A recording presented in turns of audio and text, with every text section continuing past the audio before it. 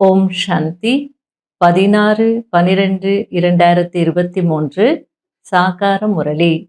இன்று சிவ பகவான் கூறுகிறார், இனிமையான குழந்தைகளே, அழியாத சர்ஜனிடம் எதையும் மறைக்க கூடாது. தவறு நடந்து விட்டால் மன்னிப்பு கேட்க வேண்டும். இல்லையென்றால் சுமை ஏறிக்கொண்டே போகும். நிந்தனை செய்பவர்களாக ஆகிவிடுவீர்கள். கேள்வி: உண்மையான வருமானத்திற்கு ஆதாரம் என்ன?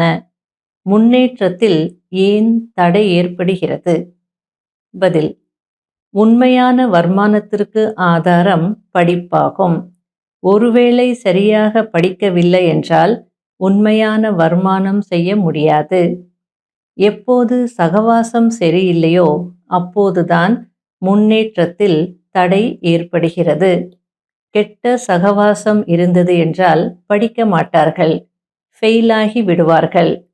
சகவாசம்தான் ஒருவரை ஒருவர் பாதாளத்தில் தள்ளிவிடுகிறது. ஆகையால் சங்க தோஷத்தில் குழந்தைகள் மிகவும் கவனமாக இருக்க வேண்டும். முரளியின் பாடல்: நீங்கள் அன்பு கடலாக இருக்கிறீர்கள். ஓம் சாந்தி. நீங்கள் அன்பு கடலாக இருக்கிறீர்கள் என்று குழந்தைகள் எல்லையற்ற தந்தையின் மகிமையை செய்கிறார்கள். இது பக்தி மார்க்கத்தின் மகிமையாகும். நல்ல குழந்தைகளாகிய நீங்கள் இப்பொழுது நேரடியாக தந்தையின் மகிமை செய்கிறீர்கள். எல்லையற்ற தந்தை வந்து நமக்கு ஞானம் கொடுத்து சொர்க்கத்திற்கு எஜமானர்களாக ஆக்கிக் கொண்டிருக்கிறார் என்பதை புரிந்திருக்கிறீர்கள். ஏனென்றால் அவர்தான் ஞானக்கடல். இறைவனிடம் ஞானம் இருக்கிறது. அதைதான் இறை ஞானம் என்று சொல்கிறோம். பரம்பிதா பரமாத்மா ஞானம் கொடுக்கக்கூடியவர். யாருக்கு? குழந்தைகளுக்கு. ஜெகதம்பா காடஸ் ஆஃப் நாலேஜ், வித்யா தேவி என்றால் அவருடைய குழந்தைகளிடமும் அதே ஞானம் இருக்கும். வித்யா தேவிக்கு கடவுள் ஞானம் கொடுக்கிறார். ஆனால் யார் மூலமாக கொடுக்கிறார்? இது மிகவும் புரிந்து கொள்ள வேண்டிய விஷயம். ஜெகதம்பா யார் என்பது உலகத்தினருக்கு தெரியாது. பகவான் ஒரே ஒருவர்தான். எந்த ஒரு தேவதையோ அல்லது மனிதனோ பகவானாக ஆகிவிட முடியாது. இப்பொழுது நீங்கள் அனைவரும் பிரஜாபிதா பிரம்மாவின் குழந்தைகள், மம்மாவின் குழந்தைகள் என்று சொல்வதில்லை. நீங்கள் பிரஜாபிதா பிரம்மாவின் கமலவாயின் மூலம் பிறந்த குழந்தைகள். நாம் அனைவரும் ஈஸ்வரிய குழந்தைகள் என்ற நிச்சயம் உங்களுக்கு இருக்கிறது. நான் குழந்தைகளின் முன்புதான் வருகிறேன் என்று ஈஸ்வரன் தந்தை கூறுகிறார்.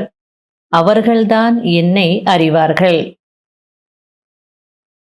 இப்பொழுது நீங்கள் வரிசை கிரமமாக உண்மையான வருமானம் செய்து கொண்டிருக்கிறீர்கள். ஒருவேளை படிப்பு படிக்கவில்லை என்றால் அவர்களுக்கு உண்மையான வருமானம் கிடைக்காது. சகவாசம் சரியில்லை என்றால் படிக்க முடியாது, முன்னேற்றம் ஏற்படாது. நல்லவர்களுடைய சகவாசம் உயர்த்தும், கெட்டவர்களுடைய சகவாசம் மூழ்கடித்து விடும். கெட்ட சகவாசம் இருந்தால் படிக்க மாட்டார்கள். பிறகு ஃபெயில் ஆகி லாஸ்ட் பெஞ்சில் அமர்ந்திருப்பார்கள். அதற்கு காரணம் என்ன என்பதை ஆசிரியர் அறிவார். அதுபோல இங்கேயும் எனக்கு எல்லாமே தெரியும் அப்படின்னு பாபா சொல்லிட்டு இருக்கிறார். ஒருவேளை தங்களுக்குள் அன்பு ஏற்பட்டு விட்டது, இருவரும் படிக்கவில்லை என்றால் ஒருவரை ஒருவர் பாதாளத்தில் தள்ளிக் கொள்கிறார்கள். இவர் படிப்பதில்லை, இவரை தனியாக அமர வைக்க வேண்டும் என்று தந்தை நினைப்பார். அதாவது உலகாய படிப்புல கூட சகவாசம் சரியில்லை அப்படின்னா நல்லா படிக்கக்கூடிய மாணவர்கள் கூட அந்த கெட்டவங்களோடு சேர்ந்து படிக்காம போயிடுவாங்க, ஃபெயில் ஆயிடுவாங்க, லாஸ்ட் பெஞ்சில் உட்காருவாங்க. அதுக்கெல்லாம் காரணம் என்ன அப்படின்றது டீச்சருக்கு தெரியும். அதே போல இங்கேயும் பாபா புரிய வச்சிட்டு இருக்கிறார். இங்கேயும் சில நேரத்தில் அவங்கவுங்களுக்குள்ளேயே அன்பு வந்துடும், ஃப்ரெண்ட்ஷிப் வந்துடும். ரெண்டு பேராக வந்து உட்கார்ந்துருப்பாங்க கிளாஸில். அவங்களுக்குள்ள பேசிப்பாங்க. முரளில கவனம் கொடுக்கறதில்ல. இதெல்லாம் பார்க்கும்போது பாபா என்ன செய்வாரா, இவங்க நல்லவங்க, அந்த கெட்ட சகவாசத்துல சேர்ந்துட்டு இவங்களும் கெட்டு போயிட்டு இருக்காங்க அப்படின்னு சொல்லி அவங்கள தனித்தனியாவே உட்கார வைப்பாரா. இல்லைன்னா உன்னால நான் கெட்டேன், என்னால நீ கெட்டேன்னு 2 பேரும் பாதாளத்துல விழுந்துருவாங்க அப்படின்றார். பகவானின் வழிப்படி நடக்கவில்லை என்றால் இவர் மாற்றாந்தாய் குழந்தை என்று சொல்லப்படுவார். ஆனால் இதன் அர்த்தத்தை யாரும் புரிந்து கொள்வதில்லை.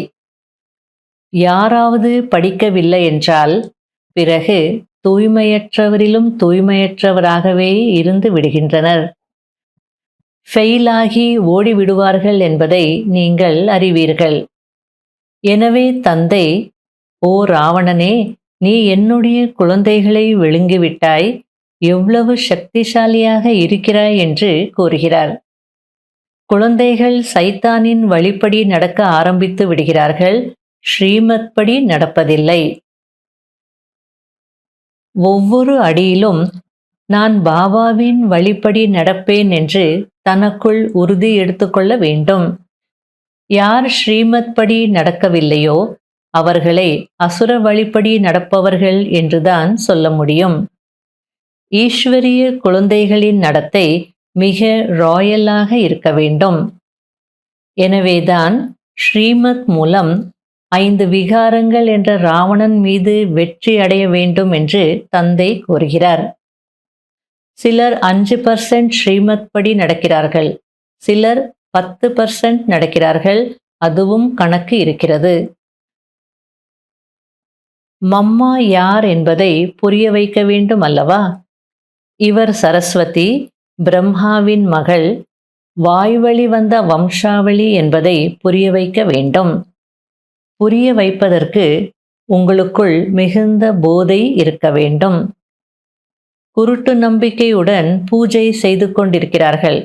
அவர்களின் வாழ்க்கை சரித்திரத்தை பற்றி எதையும் அறியவில்லை. அம்மனையும் தேவதைகளையும் பூஜை செய்கிறாங்க. ஆனால் அவங்க யாரு, என்ன, எப்போ இருந்தாங்க, அவங்களுடைய வாழ்க்கை சரித்திரம் என்னன்றதே தெரியாமல் செய்துட்டு இருக்காங்க. ஆகையில நீங்கள் தான் புரிய வைக்கணும். புரிய வைக்கிறதுக்கு மிகுந்த போதை இருக்கணும் அப்படின்னு சொல்லிட்டு இருக்கிறார். சிலருக்கு தேக அபிமானம் அதிகமாக இருக்கிறது. யாராவது உற்றார் உறவினர்களின் நினைவு வந்து கொண்டே இருக்கிறது. மற்றவர்களை நினைவு செய்தால் என்னை மறந்து விடுவீர்கள் என்று தந்தை கூறுகிறார். சில குழந்தைகள், பாபா, நாங்கள் உங்களுடையவர்களாக இருக்கிறோம், உங்களுடைய வழிப்படி நடப்போம், உங்களுடைய பெயர் கெட்டும் போகும்படியாக எந்த காரியத்தையும் செய்ய மாட்டோம் என்று சொல்கிறார்கள். சில குழந்தைகள் எப்படிப்பட்ட காரியங்களை செய்கிறார்கள் என்றால் அதனால் தந்தையின் பெயர் கெட்டுவிடுகிறது. சில குழந்தைகள் நன்றாக சேவை செய்கிறார்கள், சிலர் அவசேவையும் செய்கிறார்கள். ஏனென்றால் ஞானம் இல்லை. சிலர் பெயர் உருவத்தில் மாட்டிக்கொள்கிறார்கள். அனைத்து குழந்தைகளும் ஒரே மாதிரி இல்லை. இருந்தாலும் கவனமாக இருங்கள் என்று தந்தை எச்சரிக்கை செய்கிறார். இப்படி செய்யக்கூடாத காரியங்கள் செய்து நிந்தனை செய்வித்தால் பதவி கீழானதாகிவிடும். பலசாலியிடம் மாயாவும் பலசாலியாகி யுத்தம் செய்யும். தந்தை கூறுகிறார், குழந்தைகளே, நான் எந்த பலனையும் எதிர்பார்க்காமல் சேவை செய்கிறேன். அபகாரம் செய்பவர்களுக்கும் உபகாரம் செய்கிறேன். பாரதத்தை தங்க குருவியாக ஆக்குகிறேன். நம்பர் 1 உபகாரம் செய்பவராக இருக்கிறேன். ஆனால் மனிதர்கள் என்னை சர்வவியாபி என்று சொல்லி எவ்வளவு திட்டிவிட்டார்கள். குழந்தைகள் உண்மை சொல்வதில்லை, ஆலோசனையும் கேட்பதில்லை. அழியாத டாக்டரிடம் எதையும் மறைக்க கூடாது. ஒருவேளை சொல்லவில்லை என்றால் இன்னும் அழுக்காகி விடுவீர்கள். பாபாவோ எல்லாம் அறிந்தவர் அல்லவா என்று நினைக்காதீர்கள். நீங்கள் எந்த தவறு செய்தாலும் ஸ்ரீமத்தை மீறினாலும் வந்து சொல்லுங்கள். சிவ் பாபா, என் மூலம் இந்த தவறு நடந்துவிட்டது, மன்னித்து விடுங்கள் என்று மன்னிப்பு கேட்கவில்லை என்றால் தவறு நடந்து கொண்டே இருக்கும். அதாவது தன் மீது பாவ சுமையை அதிகரித்து கொண்டே இருப்பீர்கள். ஆகையால் கல்ப கல்பத்திற்கும் தன்னுடைய பதவியை கெடுத்து கொள்ளாதீர்கள் என்று தந்தை புரிய வைக்கிறார். குழந்தைகளுக்கு நிறைய புரிய வைக்கிறார். ஆனால் புரிந்து கொள்பவர்கள்தான் புரிந்து கொள்கிறார்கள். நல்லது. இனிமையிலும் இனிமையான காணாமல் போய் கண்டெடுக்கப்பட்ட செல்ல குழந்தைகளுக்கு மாத் பிதா பாப் தாதாவின் அன்பு நினைவுகள் மற்றும் காலை வணக்கம். ஆன்மீக குழந்தைகளுக்கு ஆன்மீக தந்தையின் நமஸ்காரம். கடைபிடிக்க வேண்டிய முக்கியமான சாராம்சம். முதல் பாயிண்ட், கெட்ட சகவாசத்தில் இருந்து சதா பாதுகாப்பாக இருக்க வேண்டும். உண்மையான படிப்பு படித்து உண்மையான வருமானத்தின் ஸ்டாக்கை சேமிக்க வேண்டும். இரண்டாவது பாயிண்ட், ஒவ்வொரு அடியிலும் பாபாவின் ஸ்ரீமத் படி நடப்பேன் என்று தனக்கு தானே உறுதி எடுத்துக்கொள்ள வேண்டும். வரதானம், அனைத்து புகார்களின் ஃபைல்ஸை முடித்துவிட்டு ஃபைன், அதாவது சிறந்தவராக ஆகக்கூடிய கர்ம யோகி ஆகுங்கள்.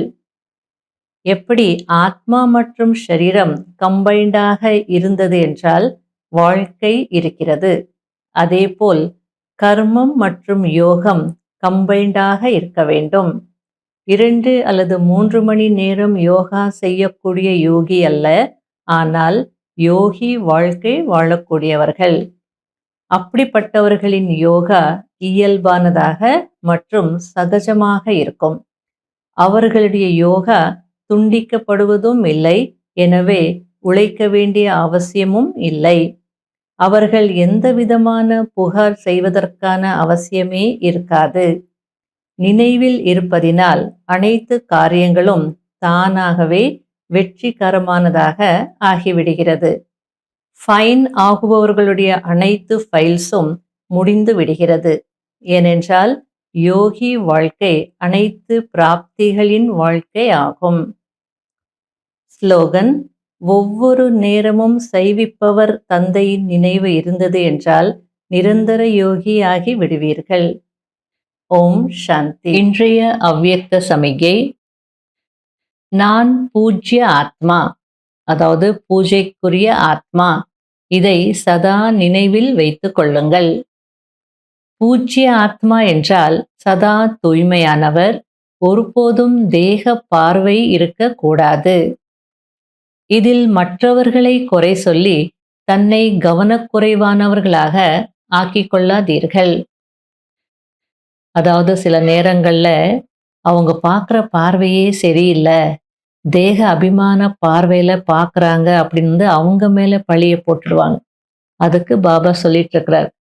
ஆனா அவங்க தேக பார்வையில பார்க்குறாங்க அப்படின்னா உங்களுக்குள்ள அந்த ஏதோ ஒரு தேகாபிமானம் இருந்திருக்குன்னு தானே அர்த்தம். நீங்க தேகாபிமானத்துல இருக்கிறதுனால தானே அவங்கள அட்ராக்ட் பண்றீங்க, பார்க்க வைக்கிறீங்க. அதை உணருங்க அப்படின்றார். உங்களுக்கு கொஞ்சம் கூட தேகாபிமானம் இல்லைன்னா அந்த பார்வையில உங்களை யாரும் பார்க்கவே முடியாது.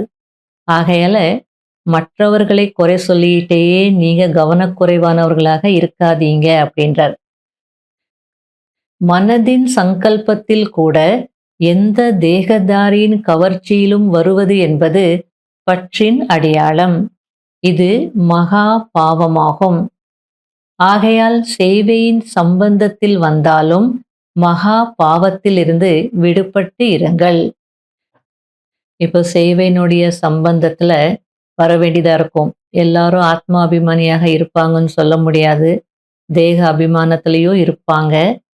எல்லாரும் பக்கா பிராமணர்கள் அப்படின்னு சொல்ல முடியாது. ஆனாலும் எல்லாருடைய தொடர்புலையும் வர வேண்டியதாக இருக்கும்.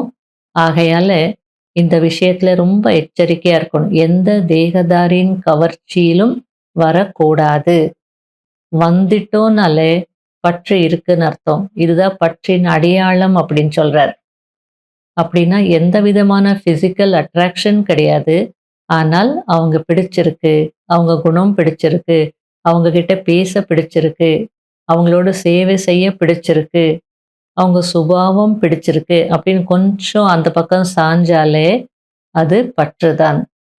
அல்லது கொஞ்சம் அந்த தேகத்தின் மீது பார்வை போனாலே, தேகதாரிகளின் கவர்ச்சியில வந்துட்டாலே மகா பாவம் அப்படின்னு சொல்றார். ஆகையால எச்சரிக்கையா இருக்கணும். ஓம் சாந்தி.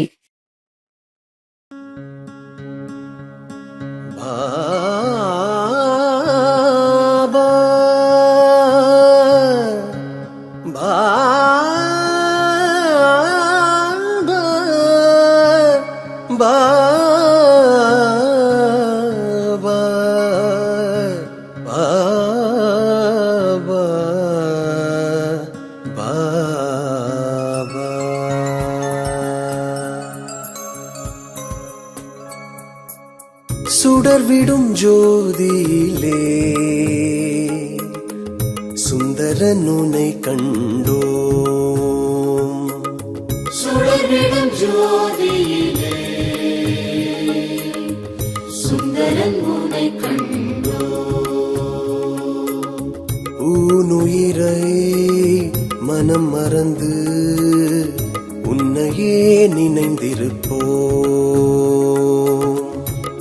உயிரை மனம் மறந்து உன்னையே நினைந்திருப்போம். இருள்மிகு மனதை ஒளிமயமாக்கவே, இருள்மிகு மனதை ஒளிமயமாக்கவே, அருள் தரும் நல் தியானம் செய்வோம். உன்னையே நினைந்திருப்போம். உன்னையே நினைந்திருப்போம். சுடர்விடும் ஜோதியிலே சுந்தரன் உன்னை கண்டோம். ஓம் சாந்தி ஓம் சாந்தி ஓம் சாந்தி ஓம். ஓம் சாந்தி ஓம் சாந்தி ஓம் சாந்தி ஓம் ஓம். ஓம் சாந்தி ஓம் சாந்தி ஓம் சாந்தி ஓம். ஓம் சாந்தி ஓம் சாந்தி ஓம் சாந்தி ஓம்.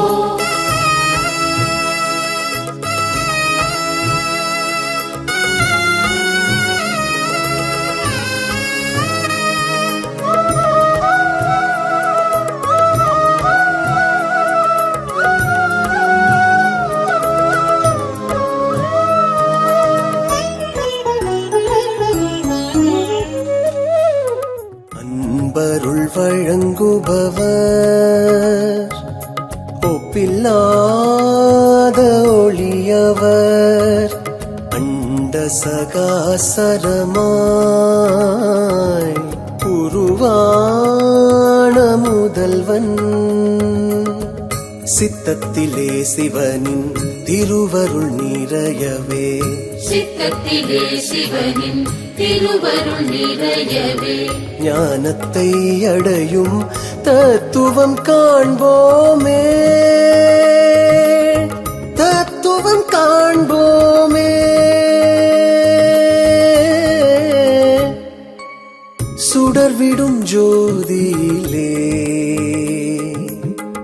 சுந்தரன் உன்னை கண்டோம்.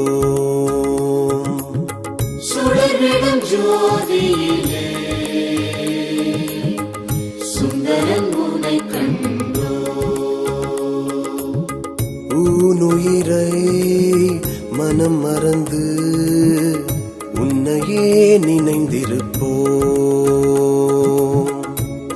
உயிரை மனம் மறந்து உன்னையே நினைந்திருப்போம். இருள்மிகு மனதை ஒளிமயமாக்கவே, இருள்மிகு மனதை ஒளிமயமாக்கவே, அருள் தரும் நல் தியானம் செய்வோம். உன்னையே நினைந்திருப்போம். உன்னையே நினைந்திருப்போம். சுடர்விடும் ஜோதியிலே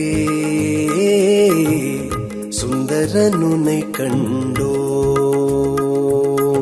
ஓம் சாந்தி ஓம் சாந்தி ஓம் சாந்தி ஓம். ஓம் சாந்தி ஓம் சாந்தி ஓம் சாந்தி ஓம் ஓம் ஓம் சாந்தி ஓம் சாந்தி ஓம் சாந்தி ஓம் ஓம் சாந்தி ஓம் சாந்தி ஓம் சாந்தி ஓம்